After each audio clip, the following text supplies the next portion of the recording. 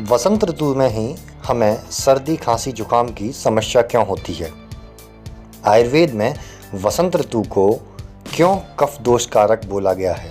आज इस वीडियो के माध्यम से हम इस चीज़ को समझने की कोशिश करेंगे। तो आइए शुरू करते हैं।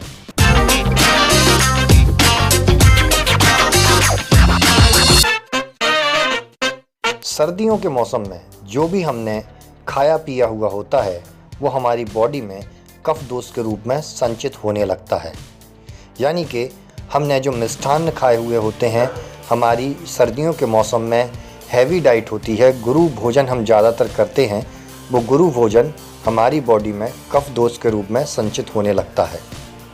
और वसंत ऋतु के आगमन पर जब सूर्य की किरणें प्रखर होने लगती हैं तो ये कफ हमारी बॉडी से पिघल कर निकलना स्टार्ट हो जाता है, जिसके कारण हमारे शरीर में कफ का स्राव होने लगता है।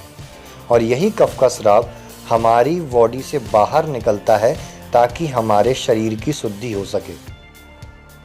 यदि इस मौसम में हम अपनी दिनचर्या और आहार विहार को नहीं सुधारते हैं, हम सर्दियों के मौसम जैसा ही अपना आहार विहार गुरु आहार करना और लेस एक्सरसाइज करना, ऐसा हम यदि कंटिन्यूसली करते हैं तो ये हमें बहुत ज़्यादा समस्या दे सकता है। तो हमें वसंत ऋतु के समय पर गुनगुने पानी का सेवन करना है और लाइट डाइट पर चले जाना है, जैसे कि ग्रीन वेजिटेबल्स, सलाद का यूज़ करना और फ्रूट्स का यूज़ करना और दालों का यूज़ करना।